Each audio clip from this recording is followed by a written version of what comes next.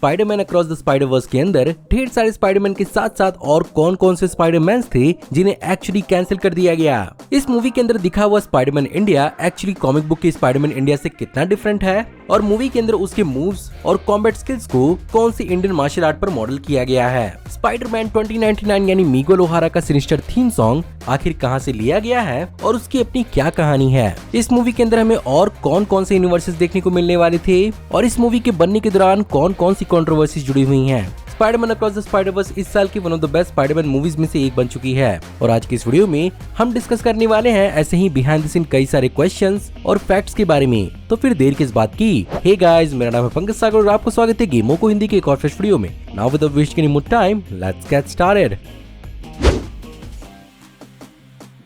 अब जैसा कि Spiderman across the Spider-Verse actually एक सीक्वल है, इस सीरीज की पहली मूवी यानी स्पाइडरमैन इनटू द स्पाइडरवर्स के 2018 में ही रिलीज होने के बाद अक्रॉस द स्पाइडरवर्स पर ऑलरेडी काम चालू हो चुका था। और जैसा कि पहली मूवी की सक्सेस ने क्रिएटर्स पर बहुत ज्यादा प्रेशर डाला था, इस मूवी की कहानी को इस प्रकार से डेवलप किया गया कि उसे एक मूवी के अंदर फिट कर पाना बहुत मुश्किल हो रहा था, जिसके कारण दिसंबर 2021 में इस बात को रिवील किया गया कि इनटू द स्पाइडरवर्स की आने वाली सीक्वल्स एक्चुअली 2 पार्ट में डिवाइडेड होंगी, जिसमें से फाइनली अप्रैल 2022 में इस बात को कंफर्म किया गया कि एक मूवी का नाम अक्रॉस द स्पाइडरवर्स होगा और दूसरी मूवी का नाम बियॉन्ड द स्पाइडरवर्स।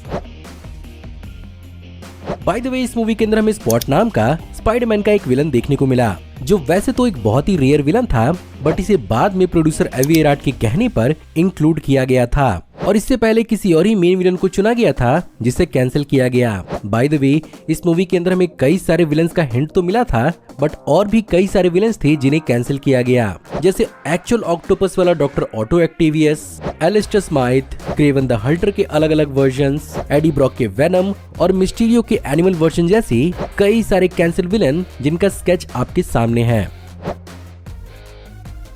बात करें अगर एनिमेशन डिपार्टमेंट की, तो शायद आपको जानकर हैरानी होगी कि इस मूवी के बनने के पीछे तकरीबन 1000 आर्टिस्ट का हाथ था, जिन्होंने एक्चुअली इस मूवी के लिए 240 कैरेक्टर्स और 6 यूनिवर्सेस क्रिएट किए थे, और ये आज तक की बनी हुई किसी प्रकार के एनिमेटेड फिल्म की सबसे लार्जेस्ट एनिमेटेड ग्रुप्स में से एक है, जिन्होंने एक्चुअली इस मूवी को 2 घंटे 20 मिनट तक का बनाया, और कम से कम अमेरिकन फिल्म्स के अंदर तो ये मूवी सबसे लंबी एनिमेटेड मूवी बन चुकी है।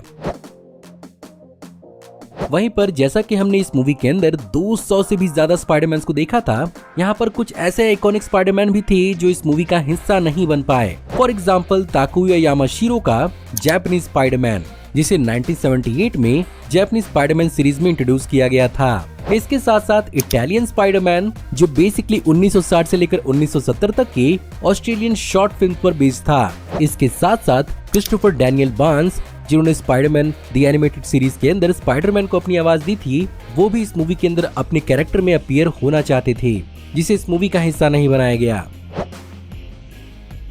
इस मूवी के अंदर हमें पहली बार वेस्टर्न मीडिया के अंदर पवित्र प्रभाकर का डेब्यू देखने को मिला, जिसे मार्वल कॉमिक्स के साथ कोलैबोरेशन में इंडिया के गौतम पब्लिकेशंस के जीवन जे कांग, सुरेश सीतारमन और शरद देवराजन ने क्रिएट किया था, और मूवी से हटकर कॉमिक बुक के अंदर ये पूरी तरह से इंडियनाइज्ड है, जहाँ पर इसकी कहानी मुंबई के अंदर दिखाई गई थी, बट मूवी के अंदर इंग्लिश वर्जन में इस कैरेक्टर को प्ले किया था डेडपुल मूवीज के अंदर डोपिंदर का रोल प्ले करने वाले करण सोनी ने। वहीं पर इसे हिंदी और पंजाबी में अपनी आवाज इंडियन क्रिकेटर शुभमन गिल ने दी थी। सबसे औसम बात कि इस मूवी के अंदर स्पाइडरमैन इंडिया के कॉम्बैट और मूव्स को इंडियन मार्शल आर्ट कलरई पट्टू पर मॉडल किया गया था, जो एंशिएंट टाइम में साउथ इंडिया में इवॉल्व हुई थी।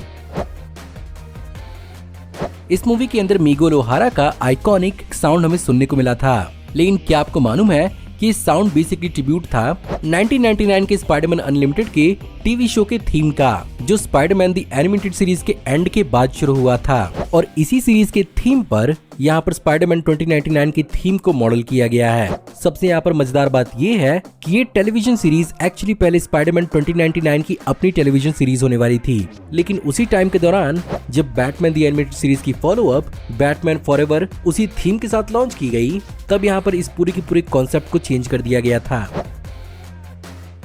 बात करें अगर अलग अलग यूनिवर्सेस के बारे में, तो इस मूवी के अंदर टोटल 6 अलग अलग यूनिवर्सेस को दिखाया गया है और यहाँ पर इन अलग अलग यूनिवर्सेस को इस प्रकार से बनाया गया था ताकि ऐसा फील हो पाए कि हर अलग अलग यूनिवर्स को अलग अलग आर्टिस्ट ने ड्रॉ और डिजाइन किया है। और अपेरेंटली इस मूवी के फिल्म मेकर्स को इनकी पिछली movie the Mitchells versus the machine से काफी ज्यादा कुछ सीखने को मिला, जिसके कारण यहाँ पर comic book artist Chris Anka को इन यूनिवर्सेस को क्रिएट और डिजाइन करने के लिए हायर किया गया था। बाय द वे, इन यूनिवर्सेस के अंदर पहले जैक कर्बी का एक स्पेशल यूनिवर्स भी होने वाला था, साथ ही साथ एक स्पेशल टॉय यूनिवर्स भी होने वाला था जिसके अंदर बच्चों की ह्यूमन हाथ अलग अलग स्पाइडरमैन के फिगर्स और अलग अलग चीजों को मैनिपुलेट करते हुए नजर आते, बट इस प्लान को कैंसिल कर दिया गया। लेकिन जब क्रॉस यूनिवर्सेस की बात हो रही है तो इस मूवी के अंदर एक बहुत बड़ा प्लॉट होल है जिसे अभी तक एक्सप्लेन नहीं किया गया है, और वो है प्ले स्टेशन एक्सक्लूसिव वाले स्पाइडरमैन गेम का, जहां पर मूवी के इनिशियल शॉट के अंदर हमें माइल्स का रूममेट गैंग की एक्चुअली स्पाइडरमैन 2 गेम खेलते हुए प्ले स्टेशन पर दिखता है। बट आगे जाकर इस मूवी के अंदर हमें प्ले स्टेशन वर्जन वाला स्पाइडरमैन भी इस यूनिवर्स का हिस्सा दिखाया जाता है और वो हमें स्पाइडर सोसाइटी के अंदर देखने को मिला था। बाय द वे, यहाँ पर इस कैरेक्टर के वॉइस एक्टर यूरी लोवेंथॉल ने एक्चुअली ग्रोन अप बैन 10 और नारुतो में सासुके को भी अपनी आवाज दी थी।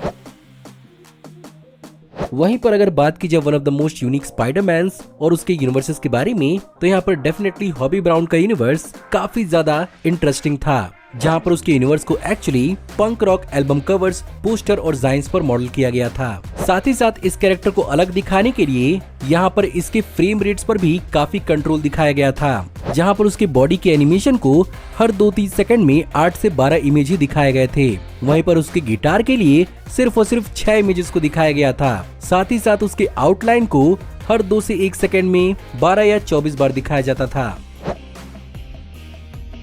इसके अलावा इस मूवी के अंदर एक और खास यूनिवर्स था और वो था लेगो यूनिवर्स। लेकिन यहाँ पर इस चीज की खासियत ये है कि इसे यहाँ पर किसी प्रोफेशनल ने नहीं बल्कि 14 साल के कैनेडियन एनिमेटर प्रेस्टन माटुंगा ने बनाया है, जिसने एक्चुअली इनिशियली इस मूवी के इनिशियल ट्रेलर को लेगो के थ्रू रिक्रिएट किया था और उसे देखने के बाद यहाँ पर इस मूवी की प्रोडक्शन टीम ने इस लड़के को लोकेट किया और उसे इस पर्टिकुलर सीक्वेंस के लिए हायर कर लिया।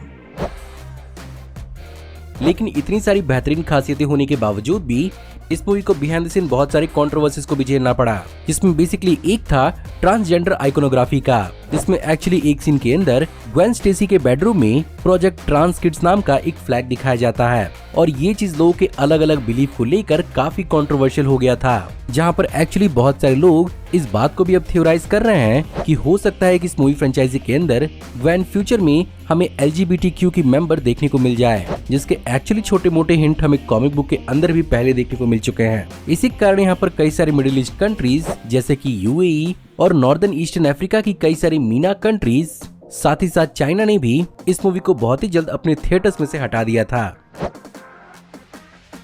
खैर, इससे ही बड़ा एक और इशू था और वो था मूवी के पोस्ट प्रोडक्शन को लेकर, जहां पर इसी साल के जून 23 को वल्चर वेबसाइट ने इस बात को रिवील किया था कि इस मूवी के प्रोडक्शन के खत्म होने के बावजूद कई सारी एनिमेशंस को एक्चुअली फिर से रिविजिट किया गया और इस मूवी के रिलीज से पहले कई हफ्तों तक लॉन्ग ओवर टाइम्स एनिमेटर्स से कराए गए थे, जिसके चलते इस मूवी के रिलीज से पहले इस मूवी को प्रोडक्शन को तकरीबन 100 आर्टिस्ट ने छोड़ा था।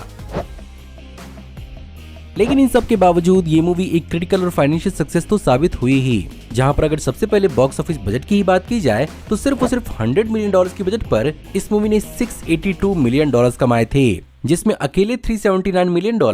नॉर्थ अमेरिका यानी यूनाइटेड स्टेट्स और कनाडा से आया था और एक्चुअली बचा हुआ बाकी टेरिटरी से, जहां पर एक्चुअली इसने $384 मिलियन का कलेक्शन सिर्फ और सिर्फ 12 दिन के अंदर अंदर कंप्लीट किया था और इसने स्मर्फ 2 का रिकॉर्ड तोड़ते हुए सोनी की सबसे ज्यादा हाईएस्ट ग्रोसिंग एनिमेटेड मूवी बन गई। बात करें अगर क्रिटिकल परफॉर्मेंस की तो ये अब तक की one of the highest rated Spiderman movies में से एक साबित हुई है, despite having a cliff hanger ending, और बहुत सारे लोगों के हिसाब से ये movie one of the best Spiderman movies में से एक है।